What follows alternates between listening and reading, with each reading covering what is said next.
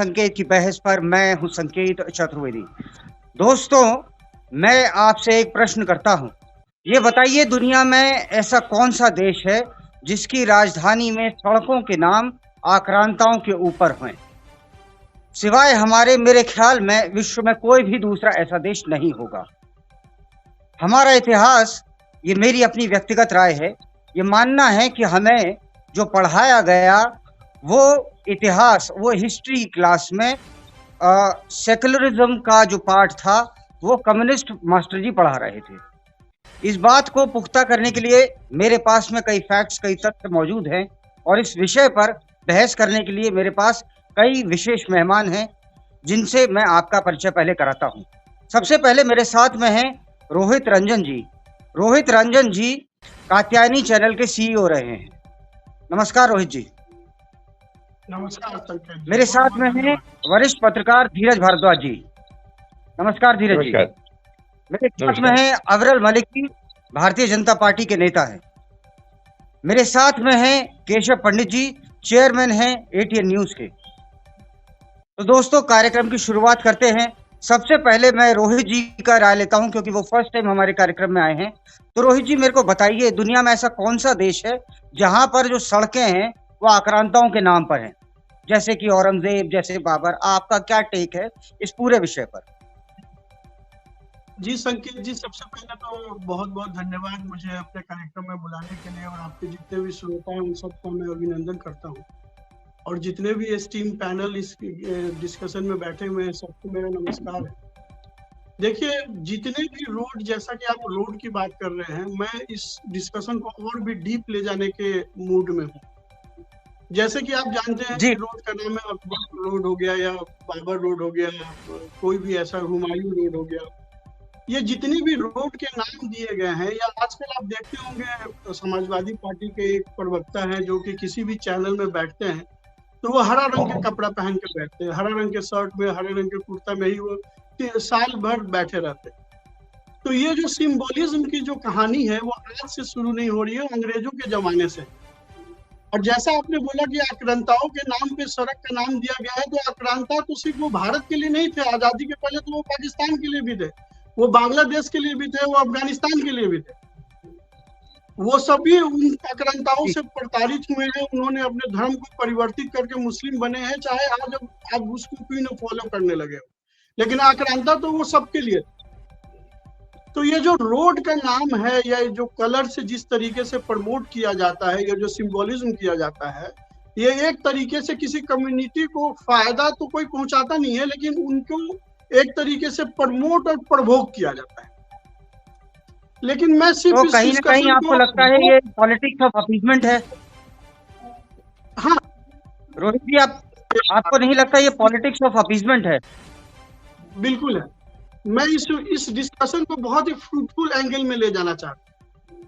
संकेत जी, एक चीज आपने देखा होगा कि विश्व में ऐसे बहुत सारे कंट्री हैं, जैसे सिंगापुर हो गया, मलेशिया हो गया, इंडोनेशिया हो गया, जकार्ता हो गया, ऐसे बहुत सारे कंट्री है जहां पे जिनके पास ना अपना एग्रीकल्चर लैंड है कुछ खास, ना जिनके पास कुछ खास मिनरल है, लेकिन वो सिर्फ और सिर्फ अपने टूरिज्म के दम पे आज वर्ल्ड के टॉप कंट्रीज में बैठे हुए हैं, जैसे सिंगापुर हो गया और भी बहुत सारे कंट्री। हमारे देश में भगवान ने नेचुरल चीजें भी बहुत दी है, नदियां, पहाड़, घूमने का जगह भी बहुत दिया है, लेकिन आप मुझे नाम बताइए, जैसे कि जम्मू एंड कश्मीर का नाम मैं लेता हूं, जिसको पिछले 10 साल में मोदी सरकार ने 370 हटा के अभी 2022 में 1.62 करोड़ एक्स्ट्रा टूरिस्ट आए हुए हैं। 80 मिलियन का न्यू रेवेन्यू जनरेट हुआ है जम्मू एंड कश्मीर में। और उसी तरीके से आप आसाम देख लीजिए, उसी तरीके से आप बहुत सारे ऐसे टूरिस्ट प्लेस है जिसको बीजेपी ने पिछले 10 सालों में डेवलप किया है।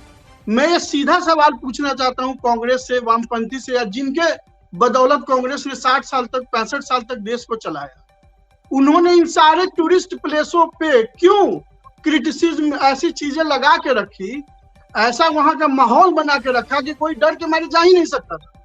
मोदी सरकार के पहले क्या आप आसाम जा सकते थे? वहां पे आसाम कॉर्ड, इतने सारे वहां पे लड़ाई थी। म्यांमार जा सकते थे, इतने सारे फाइट थी, इतने सारे कम्युनल ग्रुप्स थे। जम्मू कश्मीर आप जा सकते थे, इतने सारे टूरिस्ट जा सकते थे क्या? नहीं जा सकते थे, क्योंकि वहां पे इतना ज्यादा मुस्लिम अपीजमेंट और इस तरीके से पाकिस्तान को वहां पे इन्वॉल्व किया गया था, टेररिज्म को इतना बढ़ावा मिला हुआ था वहां पे। तो कहने का मतलब ये है कि सिर्फ रोड का नाम तो एक तरीके का सिंबोलिज्म है। मैं बोल रहा हूँ कि इस देश को गर्त में ले जाया गया है, जहां से रेवेन्यू डेवलप किया जा सकता था, जहां से इस देश को विकसित बनाने के लिए एक बड़ा पैसा निकाला जा सकता था, उन सभी जगहों पे विवाद क्यों बना के रखा है इन सरकारों ने? क्यों मोदी सरकार आने के बाद आज ये जगह जो है वो सोने की चिड़िया बनती जा रही है? तो मैं एक बहुत ही बड़ा विषय आपको दे रहा हूं कि अपीजमेंट सिर्फ रोड के नाम पे नहीं हुआ। नहीं, चाइना को अपीजमेंट देने के लिए चाइना बॉर्डर से रिलेटेड जितने भी टूरिस्ट प्लेस थे, वहां पे कुछ ना कुछ ऐसा कानून बना के, ऐसा कम्युनिटी को लड़ा के ऐसा माहौल बना दिया गया कि वहां कोई टूरिज्म के लिए जा नहीं सकता था। उसी तरीके से जम्मू कश्मीर में, उसी तरीके से सभी जगह पे। तो आखिर में ये कांग्रेस या वामपंथियों ने ऐसा क्या साठगांठ बनाया था विदेशी देशों के साथ कि भारत का टूरिज्म को उन्होंने नहीं बढ़ने दिया, भारत के रेवेन्यू को नहीं बढ़ने दिया। तो मैं जो हूँ, आपका एंगल ऑफ डिस्कशन है उसको सिर्फ रोड से बढ़ाकर पूरा इकोनॉमी की तरफ ले जाना चाहता हूँ कि पूरा इकोनॉमी इस अपीजमेंट से परेशान है, इससे परेशान है। रोहन जी, वो मुद्दा बहुत बड़ा हो जाएगा, बहुत व्यापक हो जाएगा। तो जो डिबेट है हम उसी पे ही फोकस्ड रहे। बात एजुकेशन की है, एजुकेशन से माइंड को कन्वर्ट करने की है। आपको मैं एक बात बताता हूँ, अकबर महान क्यों था? अकबर महान इसलिए था कि भारत के जो पहले शिक्षा मंत्री थे, जिनकी मदर सऊदी अरेबिया की थी, जिनके फादर अफगानिस्तान के थे और शिक्षा मंत्री वो भारत के थे, उनका नाम था मौलाना आजाद। मौलाना आजाद पहले शिक्षा मंत्री थे और कभी स्कूल ही नहीं गए थे। शिक्षा मंत्री कभी स्कूल नहीं गया था, आप सोचिए। नहीं, तो वो शिक्षा मंत्री है। और रही बात भारत के पुअर होने की, रही बात तो पहले हमारे यहाँ एक ऐसे व्यक्ति थे जो पढ़ाया हमें, स्कूल में जाता था, India is a poor country, मगर उनके सिगार जो थे वो हवाई जहाज से आते थे, उनके कपड़े एक बार जो पहन लेते थे वो दोबारा नहीं पहनते थे। तो ऐसे लोग थे जिन्होंने देश को आजादी दिलाई थी और गोली चंद्रशेखर आजाद ने खाई थी। वो रहते थे जेल में, तो उन्हें रसोईया भी मिलता था, ये भी लोगों को पता लगे। चलिए खैर, अब धीरज जी मैं आपसे मुखातिब हो रहा हूँ। धीरज जी कृपया करके यहाँ पे फेस टू फेस देख के जवाब दीजिए। आप इधर उधर देखने लगते हैं, मैं थोड़ा विचलित हो जाता हूँ। प्लीज बताइए आपका क्या टेक है एजुकेशन पॉलिसी के ऊपर? एजुकेशन पॉलिसी के ऊपर आपका क्या टेक है? जहां तक शिक्षा की बात है, इतिहास की खासकर, तो इतिहास में होता क्या है कि अगर आपका इतिहास आपको बता दिया जाए कि बहुत गरीब हैं या आप बहुत कमजोर रहे हैं, आप बहुत पिछड़े हुए रहे हैं इतिहास में, तो आप मोरली टूट जाते हैं।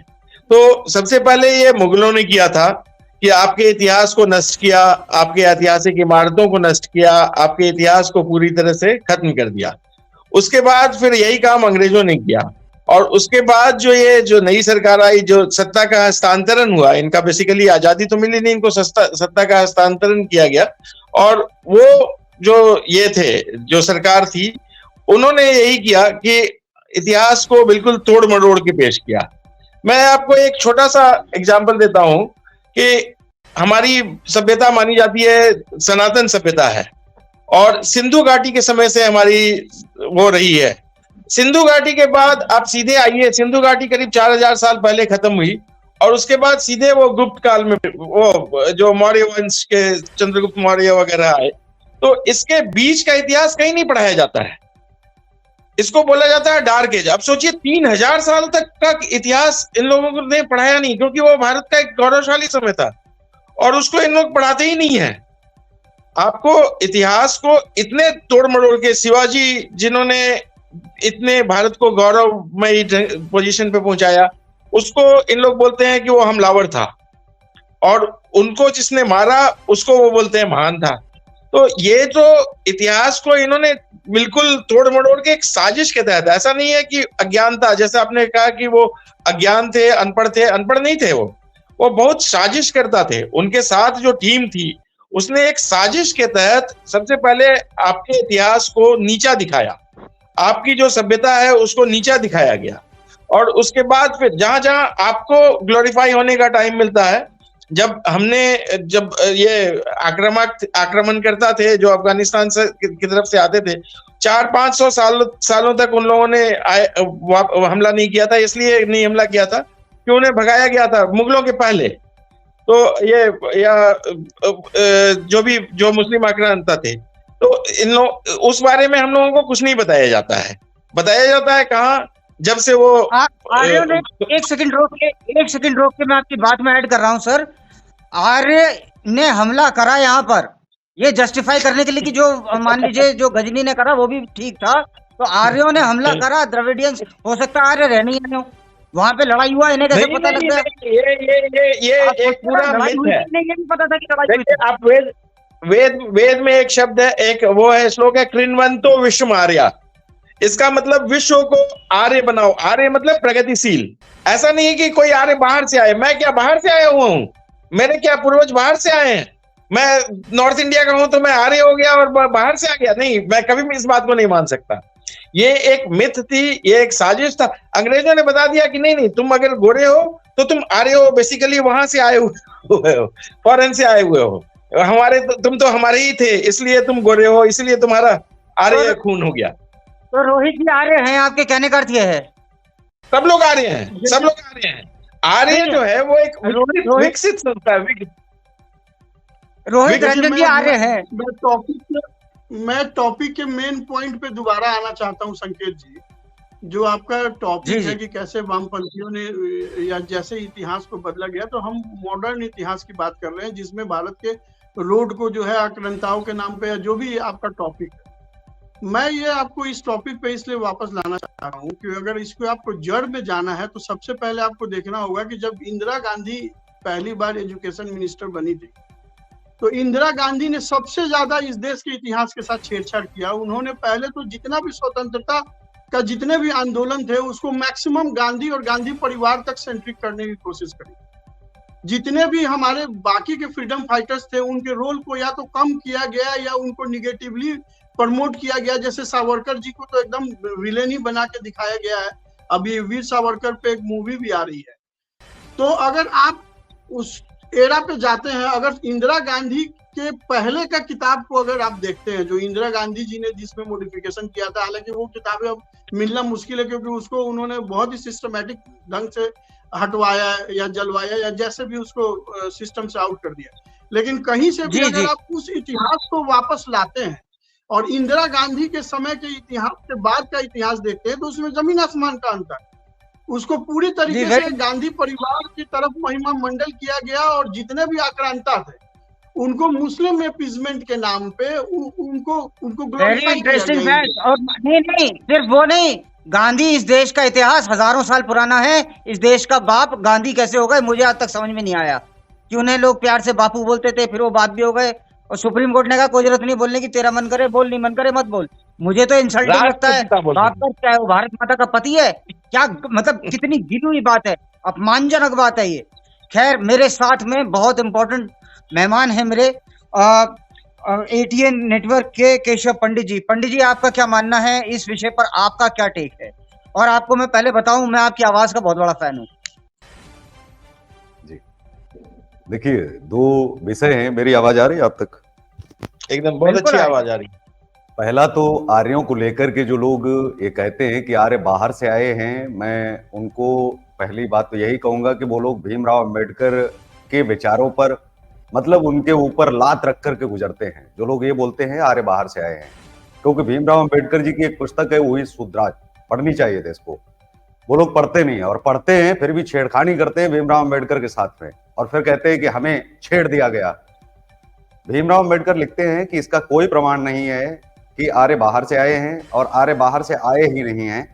उन्होंने साफ तौर पर इनकार किया, इसका कोई प्रमाण नहीं है। और जो भी इतिहासकार ऐसा लिख रहे हैं कि आर्य बाहर से आए, वो इस देश में फूट डालो राज करो की नीति अपनाना चाहते हैं। वो साफ साफ लिखते हैं कि आर्यों का कोई प्रमाण नहीं है, और मैं बिना प्रमाण के ये कह ही नहीं सकता कि आर्य बाहर से आए हैं, पहला।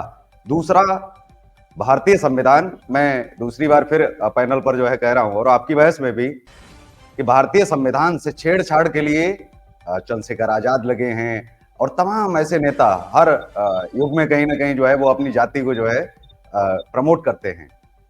नए वाले चंद्रशेखर आजाद संविधान प्रकाशित हुआ प्रकाशित हुआ, अभी जो उनकी जो कापी आ रही संजय का हैं नाम है आपको ना, आप कह रहे हैं क्या? फ्लिपकार्ट पर मिल जाएंगी, उनसे जो 34 चित्र हैं वह गायब हो गए हैं और किसी को पता ही नहीं चला। रातों रात तो छप नहीं गई होंगी पुस्तकें।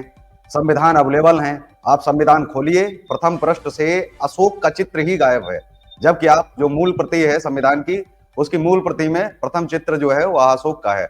उसके बाद में उसमें राम राज्य का, फिर उसके बाद में महात्मा बुद्ध का, गुरु गोविंद सिंह का, महाराणा प्रताप का, झांसी की रानी लक्ष्मीबाई, और सबसे अहम किरदार आजादी, जिनकी वजह से संविधान लिखा गया। अगर वो नहीं होते तो ये संविधान आज भी नहीं लिखा जाता, नेताजी सुभाष चंद्र बोस।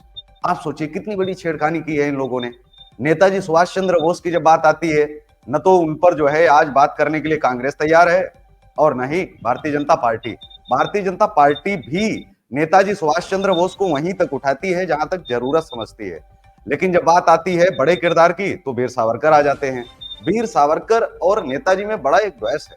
बहुत चीजें आपको अलग मिलेंगी कि जहां नेताजी सुभाष चंद्र बोस देश और प्राचीन संस्कृति को सब कुछ अपना मानते थे, वह स्वामी विवेकानंद जी को अपना जो है मानस गुरु मानते थे और उनको पढ़ते भी थे, गीता भी साथ रखते थे। बहुत सारे प्रमाण हैं, हालांकि मैंने तो बहुत स्टडी किया है उनके बारे में। लेकिन जब वहीं अगर हम पलटते हैं वीर सावरकर जी की तरफ, तो वीर सावरकर हिंदू राष्ट्र की कल्पना में ये कहते हैं कि गाय जो है वह गधे और बंदर के समान है। उनकी पुस्तक है जो है हिंदुत्व, उसमें आप देखेंगे वह लिखते हैं कि अगर गाय दूध देने वाली ना रहे, मतलब उपयोगी ना रहे, तो उसको मार के खाने में भी कोई समस्या नहीं है। पहला, हिंदू राष्ट्र की एक कल्पना है वीर सावरकर जी के। दूसरी कल्पना यह है कि भगवान तो होते ही नहीं है, हालांकि वह स्वयं नास्तिक हैं। आप विकिपीडिया पर भी पढ़ सकते हैं और उनकी तमाम पुस्तकें ऐसी हैं जहां उन्होंने साफ तौर पर कहा है कि मैं कोई आस्तिक नहीं हूं। मतलब भगवान राम, भगवान कृष्ण के साथ अगर वीर सावरकर की तस्वीर लगाया जाना कि आपत्तिजनक नहीं है। और हमारी अगर दूसरे धर्मों की जब हम बात करते हैं कि औरंगजेब से लड़ाई है, तो क्या सावरकर से लड़ाई नहीं है? हमारी लड़ाई दूसरे मजहब से। मजहब से क्यों है? बाकी भी तो धर्म है, उनसे कोई लड़ाई नहीं है, कोई विरोधाभास नहीं हमारा। उनसे लड़ाई इस विषय पर है क्योंकि उन्होंने बहुत सारी छेड़खानियां की हैं इस देश के अंदर। दो विषयों पर खास करके लड़ाई है। पहला तो ये कि वह गाय माता का सम्मान नहीं करते हैं। पहली लड़ाई खास करके एक बहुत बड़े वर्ग की, हमारे अपने चाहे ब्राह्मण वर्ग आप ले लो, क्षत्रिय, वैश्य और शूद्रों, मतलब जैन, बौद्ध, वो भी नाराज हैं कहीं ना कहीं, एक बड़ा वर्ग। सिखों का मत भी उनसे जो है संतुष्ट दिखाई नहीं पड़ता है। वीर सावरकर खुलेआम जब लिखते हैं कि गाय के खाने का जब समर्थन करते हैं, गाय को पूजा जाना नहीं, नहीं क्यों नहीं, गाय देखिए तो केवल देखिए, रुकिए रुकिए रुकिए ऐसी रुकिए, आप जी, गाय जी। के ऊपर ना बोलें, कृपया करके। आप 2-3 बार बोल चुके नहीं हैं। नहीं, मैं हिस्ट्री मैं को आपसे बता रहा रिक्वेस्ट हूँ, करता मैं हूँ, उसी गाय के हिस्ट्री पर क्यों? आ रहा हूँ। नहीं नहीं नहीं, हिस्ट्री पे हो बात सकता अगर अब आने उन्होंने देंगे लिखा तो नहीं लिखा, मुझे ये लगता कुछ है कि अगर प्रामाणिक ऐसी नहीं है। चीजें और वो जी जो आदमी कैप्टिविटी में था, उससे कुछ भी लिखवा लिया जाता है इधर। जी अंग्रेजों की तो छोड़ो, पुलिस चौकी में मैंने देख रखा है। ठीक है, जी आपकी बात का जो कुछ भी जवाब है वो धीरज जी अब देंगे। जी नहीं नहीं, ठीक है, बताने दीजिए उनको, बहुत अच्छा बता रहे थे, आगे बताइए। हाँ। एक्चुअली जो उनकी पुस्तक है वो अप्रामाणिक है। आप किसी नहीं नहीं, भी लेकिन महापुरुष लेकिन लेकिन को आप हम यह लोग नहीं जो कह सकते बहस हैं कर कि रहे हैं वह सर, उनकी हम लोग पुस्तक जबरदस्ती लिखवाई गई, क्योंकि ये कोई आर्टिकल नहीं है, कोई लेख नहीं है, बाकायदा उनकी पुस्तक में है और कोई पुस्तक के बात नहीं, प्रमाण कोई है, बात नहीं, कोई बात नहीं, किसी भी लेकिन ने जो लिखा। हम और लोग जो अगर ये बात बहस कर लिखते रहे हैं, हैं मेरा अभी, कहने का अर्थ क्या सावरकर पर है, नहीं कर रहे हैं कहने हम का लोग। का अर्थ जो क्या है मुद्दा है वो सावरकर नहीं है अभी। जी, मुद्दा हम लोगों का सावरकर नहीं मुद्दा है, मैं जो है, मानता हूँ। लेकिन मैं ये जी जी, कहता हूँ कि जब इन चीजों का आप बढ़ावा देते हैं तो मतलब है कि इतिहास खत्म करने वाले कहीं बाहर से नहीं आए। हमारे अपने लोगों को जब समय मिला इतिहास लिखने का, तो उन्होंने इतिहास लिखा ही नहीं। उनको सर समय मिला सावरकर इतिहास लिखने इतिहासकार का, भी तो नहीं थे, उन्होंने इतिहास सावरकर बनाया, तो इतिहासकार भी उनको नहीं थे। लिखा नहीं। ना हमने ना इतिहास सावरकर को कहीं हर पढ़ाया एक जाता है। मात्र जी, मेरी बात आप कंप्लीट होने दें, जी जी 30 सेकंड और मैं लेता हूँ। जी जी जी केवल जी एकमात्र जी। वीर सावरकर ही ऐसे इतिहासकार हुए हैं जिन्होंने स्वातंत्र्य समर 1857 लिखा और मंगल पांडे को जो है एक बहुत बड़ा सम्मान दिलवाया। इसमें भी कोई दोहराए और शक नहीं है। लेकिन कहीं ना कहीं संस्कृति को भी अगर चोट पहुंचाई है वह भी सावरकर जी के द्वारा। लेकिन देश का एक महान इतिहास उठाया गया वह भी सावरकर जी के द्वारा। मैं ये कहने का प्रयास कर रहा हूं कि हमारे इतिहासकार कहाँ गए? क्या उन्होंने पुस्तकें नहीं लिखी? और अगर पुस्तकें लिखने का समय मिला तो उनको लिखना चाहिए था। औरंगजेब रोड का विरोध अगर आज हो रहा है तो मैं ये कह रहा हूं कि औरंगजेब को बढ़ावा भी तो हमारे ही लेखकों ने दिया है, हमारे ही लोगों ने दिया है। बहुत ज्यादा सर उन्होंने ही चढ़ाया है। कई जगहों पर बहुत सारी चीजें ऐसी लिख दी कि आप उनका विरोध चाहते हुए भी नहीं कर सकते हैं। जैसे मैंने कहा कि मैंने सावरकर शुरू किया और आप नहीं विरोध कर पाए, मतलब हमारे घर से जो लोग ये सब चीजें करते रहे और हम उन्हें हीरो बना करके बैठे हैं, इतना बड़ा हीरो बना के बैठे हैं कि फिर हम संस्कृति की बात करते हैं, या तो फिर हम उनकी विचारधारा को अपना लें। हमें लगता है फिर अगर बीप का अगर विरोध नहीं पढ़ाई करना चाहिए। अगर हम अगर सावरकर पढ़ाए के जा रहे इतिहास की बात मानते हैं करें, हिंदुत्व का, आजादी का हीरो नहीं, आजादी के हीरो बेशक हैं हमारे और हम मानते हैं, और नहीं तो लेकिन जब हिंदुत्व के हीरो की बात आएगी तो सावरकर को इसलिए पीछे करना पड़ेगा क्योंकि एक नास्तिक व्यक्ति को और एक गौमांस खाने के पक्षधर को मुझे लगता है कि हिंदुत्व की जरूरत ही नहीं, और हिंदुत्व में उनको नहीं, इतना बढ़ावा नहीं मिलना सावरकर का चाहिए। तो सावरकर तो कहीं है रोहित ही जी नहीं। बोलना चाह रहे हैं, रोहित जी आप भी बोलिए please, debate is open, anybody can speak any time. जी संकेत जी, देखिए सावरकर जी का पर्सनल क्या विचार थे वो आज का मुद्दा नहीं है। मुद्दा तो सिंपल सी बिल्कुल बात सही है, बात है। एपीजमेंट और एपीजमेंट के दम पे कैसे एजुकेशन को बदला गया और कैसे रोड का नाम दिया गया। देखिए एपीजमेंट करने में कोई भी पार्टी, आप वामपंथी बोल रहे हैं, बट उसको करने में कोई भी पार्टी पीछे नहीं रही है, चाहे कांग्रेस हो चाहे बीजेपी हो। आज आप देखिए कि कहीं भी कोई भी छोटा सा भी सभा होता है तो उसमें 4 बीजेपी वाले घुस जाते हैं वामपंथी के भी सभा में और जय श्री राम का नारा लगाने लगते हैं। तो वो भी तो एक तरीके का एपीजमेंट है, एक तरीके का प्रोवोकेशन है। तो मेरे कहने का मतलब ये है कि अगर हम वापस अपने टॉपिक पे आते हैं, अगर एजुकेशन को इससे जोड़ा जाता है तो एजुकेशन पे तो जिन लोगों ने काम किया वो तो सक्सेसफुल रहे, क्योंकि जो इंदिरा गांधी ने एजुकेशन में चेंज किया या उसके बाद जिस तरीके से कांग्रेस ने लगातार या वाम दलों ने लगातार जैसे जेएनयू बनाया गया है और जिस तरीके से माइंडसेट के लड़के जेएनयू में आते हैं, भारत तेरे टुकड़े होंगे क्यों जेएनयू में ही क्यों आवाज निकलती है, वो क्यों नहीं डीयू में और किसी और यूनिवर्सिटी में निकलता है। यानी कि वहां पे इस तरीके से वामपंथियों को पढ़ाया जाता है, उस तरह की किताब को प्रमोट किया जाता है, उस तरह के लोगों को प्रोफेसर बना के लाया जाता है, जो लोगों के मन में, बच्चों के मन में डाल जाता है सर। भाई ये देश जो है वो देश नहीं है, ये स्टेट्स को मिला के बनाया गया एक तरीके का प्रबंधन है। वो इसको देश नहीं मानते। जैसे कि आपने देखा होगा राहुल गांधी ने ये सेम स्टेटमेंट लंदन में या कहीं विदेश में 1-2 बार दिया है, उन्होंने लगातार दिया है कि भाई भारत देश नहीं है, ये तो सभी स्टेट्स का एक वो है। तो कहने का मतलब ये है कि जब तक इस माइंडसेट को किसने प्रमोट किया, और बीजेपी अगर इतना ही नेशनलिस्ट है तो वो क्यों नहीं इस एजेंडा को खत्म करते हैं, क्यों नहीं हमारे इतिहास को फिर से रीराइट करवाते हैं, क्यों नहीं जो इतिहास को दबाया गया है जिस सर बहुत रोहन सर, बहुत समय के बाद में अविरल मेरे साथ में जुड़े, मैं अविरल का टेक लेना चाहता हूँ। अविरल जी, मेरा सीधा सा मानना है जो भारत का इतिहास है, जो हमारे ग्लोरीफाइड हिस्ट्री है, जानबूझ के कांग्रेस के लोगों ने कोशिश करी, ये यूं कहूं और लोगों ने, कम्युनिस्टों ने भी कोशिश करी कि जो हिंदू का जो इतिहास है उसको स्पॉइल करो, डार्क दिखाओ, शेडेड दिखाओ। आपका क्या टेक है इस पे? जी बिल्कुल, देखिए कांग्रेस की बड़ी साजिश रही है और सबको मालूम है, सब जानते हैं कांग्रेस का काम ही साजिश रचना है। और जिस तरीके से कांग्रेस पार्टी के द्वारा अनेकों कार्य किए गए, चाहे वो आप इमरजेंसी की बात कर सकते हैं, इस कार्य कांग्रेस पार्टी के द्वारा किए गए, प्रेस के ऊपर रोक लगाने का कार्य कांग्रेस पार्टी के द्वारा किया गया। कांग्रेस पार्टी का अर्थ ही ये है। और जिस तरीके से आपको मैं सर्वप्रथम धन्यवाद देना चाहूंगा कि आपने इस विषय को उठाया और एटीवी न्यूज़ चैनल। चलिए देखिए, उनका लिंक फिर से टूट गया, मगर मैं एक प्रश्न आप लोगों से जानना चाहता हूं। पढ़ाया जाता है राम वॉज मिथिकल, मेरे को जरा ये बताया जाए कि किसी और धर्म के, किसी और मजहब के, धर्म हालांकि एक ही है क्योंकि धर्म का अर्थ कर्तव्य होता है, किसी और मजहब के या किसी और रिलीजन के प्रमुख ने इन लोगों को, जो लोग पूछते थे कि राम इज मिथिकल, क्या दर्शन दिए हैं? अगर दर्शन नहीं दिए तो तुम्हें कैसे पता यार? और मैं आप लोगों से एक बात कहना चाहता हूं, यहीं पर अभी इसी वक्त बीच प्रोग्राम में मैं डिफर करता हूं केशव पंडित जी की बात से, मैं उससे एग्री नहीं करता और ये मेरी नहीं देखिए वो मुद्दा ही नहीं है, इसलिए नहीं है, इसलिए नहीं है। जो बोलना चाहिए प्लीज बोल लीजिए। हाँ, लेकिन वो मुद्दा ही नहीं है, इसलिए भी नहीं है, वो मुद्दा ही नहीं है, इसलिए भी नहीं है कि कम से कम 20 साल से तो गुजरात में भाजपा का शासन है, लेकिन वहां भी सावरकर तो कहीं सिलेबस में नहीं है। सावरकर पूरे देश में कहीं भी सिलेबस में नहीं है। तो जो सिलेबस में नहीं है वो अपने पुस्तकों में क्या लिखता है, क्या बोलता है, वो कहीं मायने नहीं रखता है। वो बहुत ज्यादा मतलब इसलिए कि हम आलोचना कर रहे हैं, इसलिए उसकी आलोचना करें, वो केवल कारण नहीं है। अभी हमारा देखिए, मुद्दा है कि जो कुछ भी हमें टेक्स्ट में पढ़ाया जा रहा है ना, सिलेबस में तो भगवान जी। कृष्ण भी नहीं है, सिलेबस में तो जी, बहुत लोग नहीं है ना। एक एक नहीं, एक सिलेबस में है लाइन सर, सिलेबस में है, भगवान कृष्ण है आप सिलेबस में। सिलेबस की जब बात करेंगे तो हमारा खुद का इतिहास नहीं है सिलेबस में। एक लाइन में नहीं नहीं, हमारा जाएगा। भाई यही तो जब मैं कोई बोल बात रहा हूँ कह कि रहा हमारा हूँ, खुद का आप जब इतिहास उसको नहीं है सिलेबस में, क्यों नहीं है? आप उसको स्वीकार करने के बाद अगर उसको डिनाई कर रहे हैं तो किस आधार पर? मैं तो पुस्तक को प्रमाण मान रहा हूँ, मैं तो बता रहा हूँ ना कि ये मैं तो सावरकर को मान ही नहीं रहा हूँ, सावरकर के उन्होंने तो बंद मुद्दा कमरे ही में तो नहीं कहा है। नहीं होगा। नहीं, उनका सर, अपना निजी मत था तो घर में अभी रखते बीच ना। में बोलिए, निजी कोई मत दिक्कत नहीं है, बोलिए, नहीं, फ्रीडम निजी मत है नहीं, मैं सार्वजनिक मत मान निजी रहा मत हूँ, में एक मैं निजी मत में और सार्वजनिक एक मत मान रहा हूँ, विचारधारा लेकिन बनाने में सावरकर अंतर है। कहीं है ही नहीं देखिए, सिलेबस में। मैंने कहा निजी मत में फिर से नहीं, आना चाहता हूँ। मैं एक आपसे कह मिनट रहा का हूँ मुझे निजी टाइम मत दिया में जाए, एक मिनट और का टाइम दिया विचारधारा में जाए। अंतर है।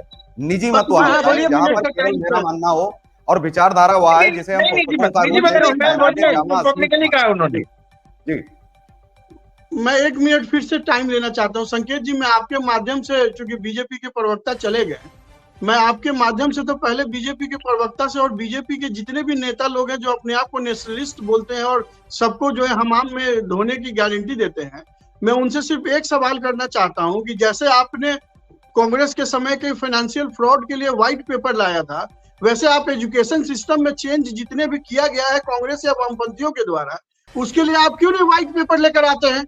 आपको कौन रोक रहा है? पिछले 10 साल से सही आपकी बात है। सरकार है और आने वाले 10 साल आपकी सरकार रहने वाली है। तो कहने का मतलब है कि हर कोई हमाम में जो है हर कोई नंगा है। बीजेपी भी नहीं चाहती है कि दोबारा से इतिहास को लाया जाए। अब फिर मैं डिबेट को बार बार सावरकर की तरफ ले जाया जा रहा है, गाय की तरफ ले जाया जा रहा है। टॉपिक तो सावरकर है, गाय आज नहीं है। देखिए, मेरे कहने का मतलब बिल्कुल, ये है, एजुकेशन पे है, एजुकेशन सिस्टम क्या है उस पर जवाब दीजिए ना। जी जी बिल्कुल। तो व्हाइट पॉइंट हो सकता है कि जिससे कि ये पता चले कि आज का इतिहास और जो सच्चा इतिहास है उसमें कितना डिफरेंस है। और दूसरी बात ये है कि एक इंसान की आयु मैक्सिमम 100 साल हो सकती है, आज के डेट में 60 से 70 साल है। अब तो इतिहास किसी ने देखा ही नहीं। जिन लोगों के पास इतिहास की जानकारी थी या जिन लोगों ने कभी देखा होगा तो वो तो सारे पीढ़ी मर चुके हैं। अब तो आपके पास रेफरेंस है, और रेफरेंस में कितना ओरिजिनल है और कितना रेफरेंडम है और कितना काल्पनिक है, अब इसको नहीं कहा जा सकता। मैं आपके एक और क्वेश्चन को एड्रेस करना चाहता हूँ, जिसमें आपने कहा कि भाई राम को जो है राम की प्रामाणिकता मांगी जाती है, हर स्टेट पे राम की प्रामाणिकता मानी जाती है। मैं तो इससे भी डीप जाना चाहता हूँ। मैं इससे डीप ऐसे जाना चाहता हूँ कि आपने आज तक किताबों में बौद्ध धर्म का उद्गम पढ़ा होगा, आपने जैन धर्म का उद्गम पढ़ा होगा, आपने हिंदुइज्म का उद्गम पढ़ा होगा। आप किसी भी मुसलमान से पूछिए कि भाई आप मुस्लिम धर्म का उद्गम हमें समझाइए, कैसे मुस्लिम धर्म का इवोल्यूशन हुआ है वो हमें बताइए, कैसे स्टेप बाय स्टेप एक छोटा धर्म एक आदमी से शुरू होकर इतने बड़े तक आ गए हैं, वो बताइए। वो नहीं बता पाएंगे आपको, वो नहीं बता पाएंगे, क्योंकि उनको पता है कि उनका जो इतिहास है वो हाथ से, लात से, किताब से नहीं, खून से लिखा गया है, तलवार से बनी है एक जाति। इसमें कोई डाउट नहीं है। अगर आप लॉ पढ़ेंगे तो उसमें मुस्लिम लॉ पढ़ाया जाता है, उसमें पूरा बताया गया है कि मुस्लिम धर्म का इवैल्यूएशन कैसे हुआ है। और आज के डेट में जो एक्स मुस्लिम करके एक कम्युनिटी शुरू हो गई है, उन लोगों का वीडियो में जाके देखिए कि इन्होंने बताया हुआ कि कैसे उनके धर्म का उद्गम हुआ। तो हम तो ये कहना चाहते हैं कि जो राम के अस्तित्व को पूछ रहे हैं, जो कि आदि है, आदि का तो कोई अस्तित्व है नहीं। शिव जी को आदि माना जाता है, राम जी, ये लोग जो भगवान है, देवता है, इनका तो कोई आज आप किसी से सबूत मांगेंगे तो वो तो मिलेगा नहीं है। एक पेपर के अलावा आपके और मेरे अरे क्या सबूत है? एक प्रश्न यहीं पर उठता है रोहित जी, एक प्रश्न यहीं पर उठता है कि सारे के सारे प्रमाण मैं ही क्यों दूं? सारे प्रमाण सिर्फ हिंदू क्यों दे? नहीं, हिंदू नहीं देगा प्रमाण, क्योंकि जब बात श्रद्धा की हो तब तर्क नहीं चलता। श्रद्धा सिर्फ श्रद्धा है। को हटा दिया जाए, यहाँ यूँ लगता है मानो सर झुका लो और जो बोला जा रहा है मानते रहो। ये कोई डेमोक्रेसी नहीं है, ये जुल्म है हिंदू के ऊपर। और मैं सदैव इसका प्रतिकार करता आया था, करता हूँ, करता रहूंगा। केशव पंडित जी, आप प्लीज अपना टेक रखिए। देखिए, जब पहली बार देश आजाद हुआ था तो उस समय हमारे पंडित जवाहरलाल नेहरू प्रधानमंत्री बने, और साथ ही मौलाना अबुल कलाम आजाद को जो है इन्होंने जब एजुकेशन मिनिस्टर बनाया था तो पहली गलती, 5 हमें शिक्षा मंत्री दिए हैं ऐसे कांग्रेस ने जो मुस्लिम थे। और मौलाना खुद में एक डिग्री है, वो अपने धर्म को बढ़ावा देंगे, हमारे धर्म को। वहीं दूसरी तरफ जब प्रधानमंत्री अपने नाम के आगे भले ही पंडित लगा लें एक पद के लिए, पदवी के लिए, लेकिन उनको पंडित का एबीसीडी पता कुछ नहीं था, ना तो उनको पांडित्य कर्म का कुछ पता था, ना उनको वेद पता थे, ना पुराण पता थे। लेकिन वहीं दूसरी तरफ जो है मौलाना अबुल कलाम की अगर हम बात करें तो उनको पूरा जो है कंठस्थ था इस्लाम, उसको मौलाना कहते हैं। या तो पंडित वैसे ही लगा लेते हैं, जाति में पैदा हुए बस नाम के आगे पंडित ठोक लिया, वो इसलिए उनको भले ही पंडित का पी नहीं पता होता है लेकिन पंडित ठोक लिया। लेकिन वहीं दूसरी तरफ जहां मौलाना अगर शब्द लगा रहे हैं तो उसको पता है। तो अगर कोई साधारण मुस्लिम अगर बनाया गया होता तो शायद आधा अधूरा इतिहास कहीं ना कहीं हिंदुओं का भी रखता और आधा अधूरा जो है अपना रखता। लेकिन जब मौलाना को बनाया गया, वह इतना साफिर व्यक्ति था कि उसने शुरुआत से जी, जो कि बहुत इंपॉर्टेंट पॉइंट है, छूट जाएगा जी। आपको पता होना चाहिए कि जब जैसे उन्होंने बोला कि पंडित जवाहरलाल नेहरू भारत के प्रथम प्रधानमंत्री थे, लेकिन वो किसी चुनाव में तो नहीं चुने गए थे। उनको 0 वोट मिला था, सिर्फ उनको अपना ही वोट मिला हुआ था। अगर उनके अपने वोट को हटा दिया जाए तो 0 वोट था। तो सब लोग जब महात्मा गांधी के पास गए कि भाई आप लोग क्यों पंडित जवाहरलाल नेहरू को प्रधानमंत्री बनाना चाहते हैं, जबकि वोट तो सरदार वल्लभ भाई पटेल को और दूसरे लोगों को मिल रहा है।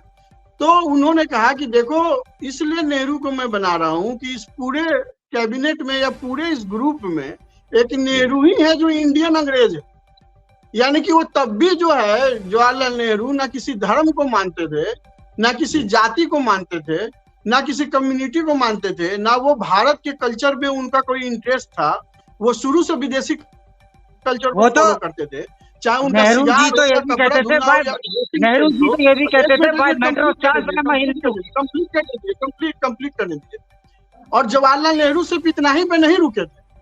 आज जो कांग्रेस और राहुल गांधी हर किसी से, पत्रकारों से भी जो है सो कि पूछ रहे हैं कि आपकी जाति क्या है, इनके दादा नेहरू जी सारे स्टेट को चिट्ठी लिखते थे कि भाई किसी भी जाति के आधार पर ना एजुकेशन सिस्टम में किसी तरह का आरक्षण दिया जाना चाहिए, ना किसी जॉब में किसी को आरक्षण दिया जाना चाहिए।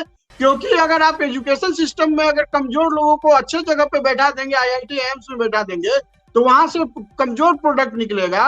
और सरकारी नौकरी में भी अगर आप कमजोर तरह के लोगों को बैठा देंगे, कमजोर मानसिकता के लोगों को बैठा देंगे, तो वो सारे सरकारी सिस्टम को डुबा देगा। आज वही कांग्रेस जो है, जिसको एक तो प्रधानमंत्री बनने लायक थे नहीं नेहरू जी, मैं तो सीधे सीधे कंडेम करता हूँ जो भी इतिहास में हुआ है। लेकिन अगर वो बने भी और उनकी जो भी विचारधारा थी, आज उसी विचारधारा पे कांग्रेस चल रही है ना। नेहरू जी के ही तो नाम को बजा रहे हैं, इंदिरा गांधी के ही तो नाम को बजा रहे हैं, राजीव गांधी के ही तो नाम को बढ़ा रहे हैं। तो जो राजीव गांधी, इंदिरा गांधी और नेहरू जी के जो विचार थे, उसको तो तिलांजलि दे दिया है बिना गए हुए राहुल गांधी ने। नहीं, अब आपको रोकना पड़ेगा मुझे, अब आपको रोकना। रोहन जी नहीं, पहली बात तो इनके विचार को इतने महान नहीं थे जिसको तिलांजलि दी जाए, ठीक है। इनके जो महान विचार थे उनको शुरू से ही साइड में उठा करके फेंक देना चाहिए था। समस्या है LCD की तमिल वाली, वो सब इनकी खड़ी करी हुई है। राजीव गांधी की पंजाब में आतंकवाद था, इंदिरा गांधी की। तो हमें ये समझना पड़ेगा कि उनके जो विचार थे वो तो मर गए। अब आपके कहने से उनके विचार महान या कम नहीं हो सकते। वो तो जो थे वो थे, उसको तो आप एक्सेप्ट करना ही पड़ेगा। विचारों की वजह से जो लोग मरे थे वो तो बताना पड़ेगा। और दूसरा ये, वो व्यक्ति पंडित लगाता है, वो व्यक्ति पंडित बताता है, जो कहता है भाई मैं तो चांद है हिंदू। और जहाँ से देश के विभाजन की बात है, 14 अगस्त 1947 को कहा हिंदू मुसलमान एक साथ नहीं रह सकते, इसलिए विभाजन कर देते हैं। 15 अगस्त को कहा जो बच गया वो रह सकता है। केशव पंडित जी और धीरज जी प्लीज आप लोग आइए। जी जी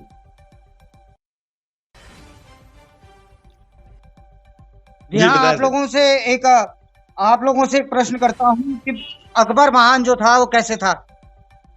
क्या उसने ऐसा महानता का करा था जो बाकी अशोक नहीं कर पाए थे? नहीं, वो वास्तव में महान था, बहुत महान था। और इसलिए कि वो मीना बाजार में वेश बदल कर जाया करता था कि कौन कौन सी लड़कियां अच्छी हैं, कौन कौन सी औरतें अच्छी हैं, उनको हम अपने यहाँ लाएंगे। और लोग कहते थे, उनके जो इतिहासकार थे वो कहते थे कि वो वेश बदल कर जनता की समस्या सुनने जाता था। वो वास्तव में महान था क्योंकि उसने बहुत सारे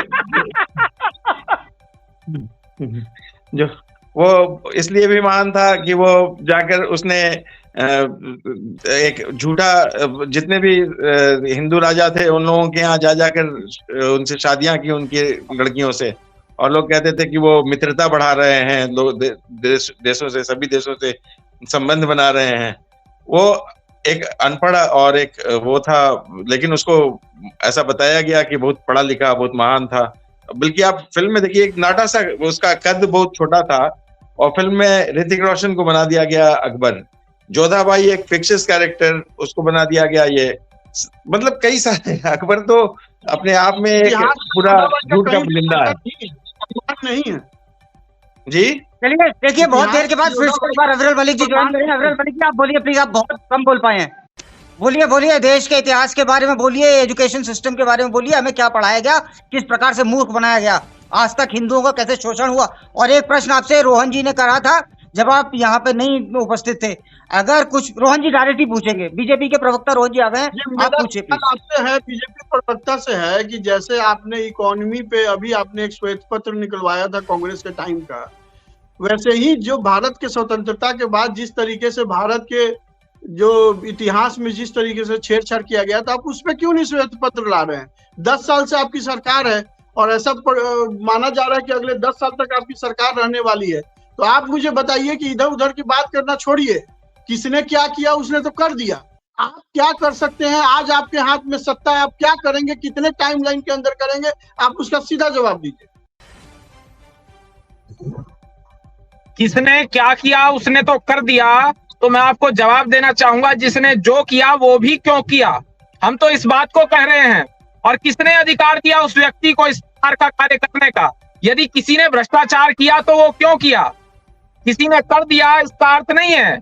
लेकिन जो भारतीय जनता पार्टी कर रही है, हम लोग कर रहे हैं, वो जनहित का कार्य कर रहे हैं, जनता के लिए योजनाएं चला रहे हैं, जनता को किस प्रकार से मजबूती प्रदान की जा सके उसके लिए हमारे द्वारा कार्य किया जा रहा है। जनहित का कार्य भारतीय जनता पार्टी के द्वारा किया जा रहा है और भारतीय जनता पार्टी जनहित का कार्य लिया है। भारतीय जनता पार्टी ने संकल्प लिया है कि इस देश को विश्वगुरु बनाना है और हम इस देश को विश्वगुरु बना करके रहेंगे।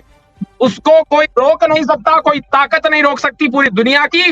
भारतीय जनता पार्टी हर वर्ग के लिए कार्य कर रही है। आप गरीबों से जाकर पूछ लीजिए, किसानों से जाकर पूछ लीजिए। और यदि मैं झूठ बोल रहा हूं तो मैं आपसे जानना चाहता हूं, 2 बार हमारी सरकार आई, तीसरी बार आने वाली है, तो कुछ ना कुछ तो किया होगा, तो वोट मिल रही है। ऐसे तो कोई वोट नहीं देगा। बहस ही नहीं कर रहे हैं हम, उस पर तो बहस ही नहीं कर रहे हैं हम, तो आपकी बात को मानने को तैयार हैं, हमें उसमें पढ़ना ही नहीं उस डिबेट पे। हम तो बोल रहे हैं कि जब लगता है कि फिर से वो डिस्कनेक्ट हो गए हैं, जब आएंगे तभी पूछा जा सकता है। चलिए पंडित जी से कुछ एक मिनट मैं एक बात और बता दूं। अभी हाल में इस जनवरी में एक IIT खड़गपुर के एक प्रोफेसर हैं अनिंद सरकार जी, उन्होंने एक खोज करके निकाला है कि ये जो डार्क एज का मैंने शुरू में जो चर्चा की थी, इसलिए चर्चा की थी कि उन्होंने निकाला है कि उस दौरान जो डार्क एज जो बताया जा रहा है 3000 साल का, उस दौरान कई सभ्यताएं ऐसी थी, वडनगर थी, कई सभ्यताएं ऐसी थी जो लगातार निरंतरता में थी और भारत की संस्कृति बहुत विकसित थी, लेकिन उसको एक साजिश के तहत मिथ करार दे दिया गया। ये जो कौशल, श्रावस्ती, सब जो सभ्यताएं, इनको बता दिया गया कि ये मिथ है, इनके बारे में बताया गया कि ये है ही नहीं। मतलब केवल बामन मेश्राम पानसेब संगठन है और बामन मेश्राम उसके संस्थापक हैं, संचालक हैं, चला रहे हैं, पूरे देश को भ्रमित कर रहा है यह व्यक्ति और एक अपना नया इतिहास गढ़ रहा है। बोल रहा है पुष्यमित्र शुंग ने रावण का वध किया था, इसलिए किया था, ये आदिवासी थे, वो तो हास्यास्पद। शुंग को रावण से जोड़ रहा। आप सोचिए कि इसके साथ में कम से कम 20 लाख तो इसकी सेना है जो खुद की बाम से बनी हुई है, फिर इसके बाद में करोड़ों जो है लोगों को गुमराह कर रहा है और ये बता रहा है। और इसके एक आध भाषण नहीं है, अगर आप पढ़ेंगे तो केवल कांग्रेस के कम से कम कुछ लोग ये तो नहीं कहते हैं कि पुष्यमित्र शुंग ने, उन्होंने जो भी किया, गड़बड़ें की, वो सीधा सामने है, लेकिन यह व्यक्ति जाकर के सीधा सा गुमराह कर रहा है। और ऐसी चीजों पर भारत के अंदर कोई रोकथाम नहीं है। आप चाहे कुछ बोलते रहिए, आप किसी को कुछ भी आप बताते रहिए और चाहे जो करते रहिए। दूसरा, अकबर महान था, इस पर जब संकेत जी पूछ रहे थे, अकबर इतना महान है, केवल एकमात्र ऐसा महान शासक हुआ है जिसको उसके दरबार के जो बीरबल थे, जो मंत्री थे, वो पूरे जीवन भर जब तक वहां रहे इसको बेवकूफ बनाते रहे और जरा जरा सी बातों में फंस जाता था। तो आप देख लीजिए उनके चुटकुले जो है, कहीं किसी राजा के चुटकुले पढ़े हैं कि चुटकुलों में जो है फंस जाता था राजा। अब वहां पूरे जीवन भर ऐसी ऐसी चीजें जिनको हम ऑन स्क्रीन बोल भी नहीं सकते, इतना महान जो है शासक जो जिसका पूरा मनोरंजन में ही वक्त गुजर गया, मनोरंजन के लिए भी जिसको रखा हुआ था वो इसका मनोरंजन ही करवाता। जो सुन पाए वो समझ जाए, जो सुन पाए वो समझ जाए। केशव जी, जो सुन पाए वो समझ जाए कि अकबर इतना महान था कि बीरबल उसे दिन में 100 बार बनाता था। जी, तो अब ये इतिहास की अगर बात अब करेंगे, देखिए फिर से आ गए हैं अब्राहम मलिक जी, कहाँ गायब हो गए मेरे भाई? आओ जरा रोहन जी की सवाल का जवाब दो। महाराणा प्रताप को अपने ही देश में अगर सही स्थान अगर मिल गया होता, हमारे देश में सही स्थान हमारे महापुरुषों को अगर मिल गया होता, वीर शिवाजी को सही मायनों में सही स्थान अगर मिल गया होता। सही स्थान केवल इतिहास लिख देना नहीं होता है कि नहीं वो कहाँ पैदा हुए, ठीक है, उनकी माताजी का नाम, पिताजी का नाम, जन्म स्थान, लड़ाइयों का वर्णन, बस। उनकी विचारधारा का कोई कहीं जिक्र नहीं कि उनकी विचारधारा की क्या थी, हिंदू स्वराज, बहुत बढ़िया, बहुत अच्छी बात है। उनकी विचारधारा की कोई बातचीत नहीं होती है। महाराणा प्रताप को आप रख दीजिए, लेकिन महाराणा प्रताप की विचारधारा को कौन लिखेगा? हम केवल सिलेबस को क्या ये माने कि उनका जन्म, नाम, पता, बायोडेटा दे दिया, बस ठीक है, और हम खुश हैं इस बात से कि हम उनको पढ़ रहे हैं, याद रख रहे हैं। ये इतिहास है काम। तो ये चीजें भी हमें ध्यान रखनी पड़ेंगी। भगत सिंह को जब हम पढ़ेंगे तो हमें ये भी ध्यान रखना पड़ेगा कि भगत सिंह का केवल जन्म तारीख ही महत्वपूर्ण नहीं है, उसके साथ उनके विचार भी बहुत जरूरी हैं। जी, भारत में समस्या क्या है कि किसी भी चीज का नैरेटिव बना दिया जाता है और एक कम्युनिटी ऐसी आ जाती है जो उस नैरेटिव को फॉलो करने लगती है। अब मैं आपको एक रिसेंट एग्जांपल दूंगा। भाई बाला साहब ठाकरे को तो हम सब ने देखा है, हम सब जवान हुए हैं उस समय बाला साहब ठाकरे का अपना प्रचंड रूप देखा है, महाराष्ट्र में उनका उग्र भाषण देखा है। आज उनका बेटा, उनका पार्टी, जो कभी बाला साहब बोलते थे कि मैं चिमटे से कांग्रेस को नहीं छूऊंगा, जो किसी कम्युनिटी के बारे में कैसे कैसे बातें करते थे, आज उन्हीं का बेटा, उन्हीं का पार्टी उसको दूसरे तरीके से प्रोजेक्ट करने को तैयार है। वो दूसरे तरीके से बता रहा है कि नहीं नहीं, उसका उनका कहने का मतलब ये था, उनके कहने का मतलब ये था, यानी कि उसने उनके स्टेटमेंट को हमारे सामने, हमारे जीते जी वो इतना चेंज कर रहा है। तो जब हम मर जाएंगे, जब हमारे बच्चे होंगे, तो उसके सामने तो वो उन्हीं के बेटे को फॉलो करेगा ना। वो तो यही बोलेगा कि भाई बाला साहब ठाकरे का जो बेटा है या बेटे के जो प्रवक्ता है वही सही बता रहे हैं। तो कहने का मतलब है कहीं ना कहीं इस देश की जनता भी जो ऐसी है वो कहीं ना कहीं किसी न किसी नैरेटिव में भी पड़ जाती है। आपके इस जवाब से अब्राहम जो प्रश्न करा गया था, पहले अब्राहम उसका उत्तर देंगे क्योंकि अब 2-3 मिनट रह गए और अब्राहम ने बिल्कुल नहीं बोला। मैं केवल 10 सेकंड लूंगा, संकेत साहब 10 सेकंड लूंगा।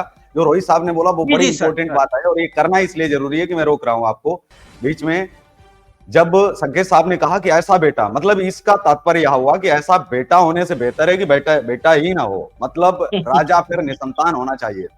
तो कम से कम ये तो दाग नहीं लगेगा कि उस राजा ने अपने जीवन में क्या किया, राजाओं का जीवन बिताया उसने और पूरे देश को ये दे करके गया, लेकिन उसकी संतानें क्या दे रही हैं। तो ये एक विपक्ष के लिए भी ये कहीं एक संकेत है इस बात का कि जो आज हैं, जो दूसरे बाला साहेब ठाकरे हैं, उनके अगर पुत्र नहीं है, उनके बेटे नहीं है, तो ये इसलिए नहीं है कि ऐसे पुत्र होने से तो बेहतर ही है कि पुत्र नहीं होना भी दर्शाता है कि ठीक ही है। जी जी हाँ, अब्राहम मलिक जी आप बोलिए। अब्राहम मलिक जी, जो भी इतिहास में अब तक गलत लिखा गया, सरकार आगे आपकी है, आगे भी आपकी बनेगी, प्रचंड बहुमत में बनेगी। आपको नहीं लगता ये इतिहास में जो जिस प्रकार से, चाहे अभी इन्होंने केशव जी ने भी कहा, रोहन जी ने भी कहा, ये चेंज करा जा सकता है? आप चेंज क्यों नहीं करते? चेंज करा दीजिए।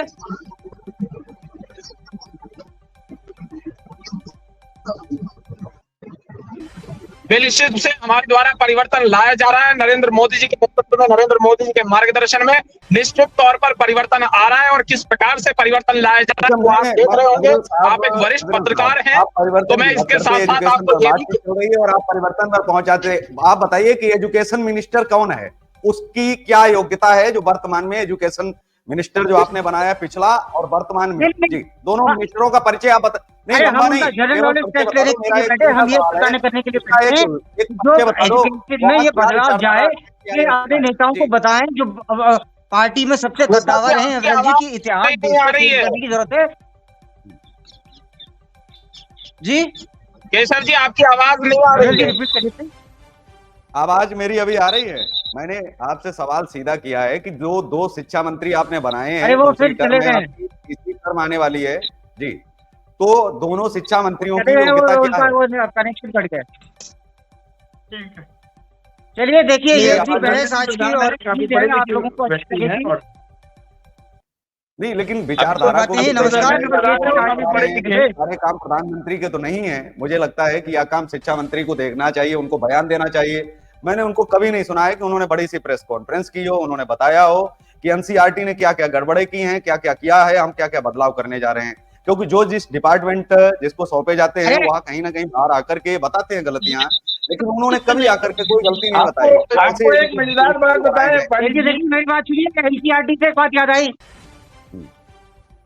केशव पंडित जी, और आपको भी, सब लोगों को एक मजेदार बात बताऊं कि भारत में पहले शिक्षा मंत्री का कोई कॉन्सेप्ट ही नहीं रखा था कांग्रेस सरकार ने। उसने एचआरडी मिनिस्ट्री में शिक्षा मंत्रालय जोड़ दिया था। तो एचआरडी मिनिस्टर जो है वो शिक्षा को देखता था। तो शिक्षा मंत्री पहले, मतलब जब तक वो कई सालों से इंदिरा गांधी के बाद से उन्होंने क्या किया कि एचआरडी मिनिस्ट्री में ही जोड़ दिया गया। अब जाके मोदी सरकार में शिक्षा मंत्रालय अलग हुआ है। और फिलहाल अभी जो धर्मेंद्र प्रधान है, काफी मतलब पढ़े लिखे व्यक्ति हैं और समझदार व्यक्ति हैं। ऐसा नहीं है कि धर्मेंद्र प्रधान बिल्कुल अंगूठा छाप। या मेरा सवाल ये था कि उनको आकर के गलतियां बताई जानी चाहिए, इतिहास में क्या हुआ, अगर वहां बताएंगे तो ज्यादा। देखिए क्या है, मैं हालांकि बीजेपी का प्रवक्ता नहीं हूं, लेकिन मैं एक बात बता रहा हूं। क्या है कि अभी भारतीय जनता पार्टी जो है वो बहुत फूक के कदम रख रही है। अगर वो एक जगह पर वो करती है, थोड़ा सा चेंज करने की कोशिश करती है ना, तो ये पूरी लॉबी है, भगवाकरण हो गया, भगवाकरण हो गया, भगवाकरण हो गया। तो ये इल्जाम, क्योंकि भारतीय जनता पार्टी के पास केवल शिक्षा ही नहीं और भी कई सारी चीजें हैं जो भाजपा सरकार को करनी है। तो वो चाहती नहीं है कि इस फ्रंट पर एक लगातार पंगा ले लिया जाए। लगातार मैं चाहूंगा कि आप दें, और मैं 2 बार सवाल इसको कर चुका हूं। डेमोक्रेसी खतरे में आ जाएगी अगर सब बदल दिया। अभी तो अगर आपको आपका प्रॉपर इतिहास बता दिया ना, तो कहीं डेमोक्रेसी खतरे में आ गई देश की। मल्लिकार्जुन खड़गे सबसे पहले कहेंगे। धीरज साहब जो है, मेरे सवाल का जवाब शायद मिल जाए। एक मैं कह रहा हूं कि संविधान से इतनी बड़ी छेड़छाड़ हो गई, उसको लेकर के आप किसे जिम्मेदार मानते हैं? मैं केवल इतना सा, क्योंकि अभी तक मैं ये मानता हूं कि इस पर प्रतिबंध लगा देना चाहिए। और जिस प्रेस से छपे हैं ये पुस्तकें जो है, जो संविधान जो प्रकाशित किए गए हैं, समय समय पे संविधान में संशोधन रुकिए इस बात से संशोधन नहीं, 34 जो चित्र हटाए गए, लगाया जाना चाहिए। लेकिन कौन सी छेड़छाड़ की गई सर? मैं चित्रों की बात कर रहा हूं। जो 34 चित्र हटाए गए हैं, जो संविधान उसको तो वापस लाने के लिए अभी मैं बताऊं, अभी अश्वनी जी का मैं वो देख रहा था, वीडियो देख रहा था कि उसको वापस लाने के लिए संविधान में, सदन में 2/3 बहुमत चाहिए। दोनों सदनों को मिलाकर भी अगर किया जाए तो उसी के लिए 400 पार का नारा है। 400 पार अगर होगा ना, तो संविधान में वो चित्र वापस आ जाए, लाने की प्रक्रिया पूरी की जा सकती है। उसके लिए 3/4 बहुमतों की क्या आवश्यकता? मैंने उस संविधान की बात नहीं की। एक सेकंड रुकिए सब लोग, प्लीज रुकिए। केशव जी प्लीज रुकिए। अब्दुल मलिक रुक रहे हैं, बहुत कम बोल पाए, एक बार बोलने नहीं दीजिए। उनकी बात मैं कर रहा हूँ आपको, जो प्रकाशन। अरे भाई साहब एक सेकंड रुकिए, दोस्त अब्दुल मलिक जी आप बोलिए। धीरज जी रुक जाइए, कोई तो मेरी सुनो भाई। अब्दुल मलिक आप बोलिए, आपसे कुछ रोहन जी ने प्रश्न करा था, आप उसका उत्तर दीजिए। बिल्कुल, देखिए हमारी 500 पार सीटें आ रही हैं, और जहां तक धीरज जी की बात है तो धीरज जी ने बिल्कुल स्पष्ट कर ही दिया। और जिस तरीके से 400 पार का नारा हमने दिया है, 400 पार हम कह रहे हैं और जनता 500 पार कह रही है, और जनता से जाकर पूछ सकते हैं और नतीजे बिल्कुल स्पष्ट हो जाएंगे, सामने आ जाएंगे। जिस तरीके से हम जनहित को सबको दिख रहा है। और एजुकेशन के लिए जहां तक बात है, तो न्यू एजुकेशन पॉलिसी की आप बात लीजिए। न्यू एजुकेशन पॉलिसी कौन लाया, इसको भी देखना चाहिए। और देखना ये भी चाहिए, जिस प्रकार से नए संस्थान खुलवाने की आप बात कर सकते हैं, यूनिवर्सिटीज खुलवाने की बात कर सकते हैं, केंद्रीय विद्यालय खुलवाने की बात कर सकते हैं, नए स्कूल्स खुलवाने की बात कर सकते हैं, मॉडल को चेंज करने की बात कर सकते हैं। हम ये चाहते हैं कि हर व्यक्ति को शिक्षा मिले, अच्छी से अच्छी शिक्षा मिले, और इसके लिए हमारे द्वारा कार्य किया गया। और जिस प्रकार से कांग्रेस के द्वारा षड्यंत्र रचे गए थे, अच्छी से अच्छी शिक्षा मिलेगी अफजल जी, तो शिक्षित व्यक्ति पूछेगा यहाँ पर औरंगजेब रोड का क्या काम है। हालांकि मुगल गार्डन का नाम बदल के अमृत उद्यान हुआ है, वो सही है, लेकिन ये बातों के लिए तो नाम बदलो। ये है, हाँ, एपीजे अब्दुल कलाम रोड आजाद रोड हो गया। बीजेपी के जो प्रवक्ता भाई जी, साहब जी, है, जी। मैं आपसे रिक्वेस्ट करना चाहता हूँ, हमें कोई उस पे आज का बहस ही नहीं है कि बीजेपी ने काम किया कि नहीं किया। आपने कहा काम किया, काम किया। इस पे कोई बहस नहीं है कि आप 400 ला रहे हैं, 500 ला रहे हैं कि 550 ला रहे हैं, वो भी बहस का मुद्दा नहीं है। आप बात को समझिए। 550 आपने एक पॉइंट कहा कि न्यू एजुकेशन मॉडल जो है या न्यू एजुकेशन पॉलिसी जो है आपकी, वो एक अलग चीज है। न्यू एजुकेशन पॉलिसी एक अलग चीज है, और जो इतिहास में छेड़छाड़ किया गया है, जो बच्चों के दिमाग में जहर घोला जा रहा है, या इतिहास को जो चले गए, चले मैं बोल चलिए अब डिबेट यहीं पे समाप्त करते हैं, क्योंकि 50 मिनट 52 सेकंड की हो गई है। तो मैं आप सब लोगों से हाथ जोड़ करके रिक्वेस्ट करता हूं कि जो बीच में बोला गया था गाय के बारे में, मैं उसका एटलीस्ट समर्थन नहीं करता। मुझे उस तराजू में न तोलें, और बाकी जो कुछ भी था मैं उसके लिए नहीं, उस नहीं, वो हमारे पॉइंट के लिए विचार हैं। मैं उसमें आपको ये भी नहीं नहीं, कह रहा वो तो हूँ, वो हर मेरे किसी विचार के है, और अपने मैं विचार चाहता हूँ होते कि हैं। इसको वो वो तो लोग आपके पढ़ें, कार्यक्रम का सभी पढ़ें, ताकि वो जान पाएं कि हमारे संकेत जो जी, आपने महापुरुष बुलाया हमें इस प्रोग्राम के लिए, बहुत बहुत धन्यवाद। मैं विदा चाहता हूँ। धन्यवाद। जय श्री राम।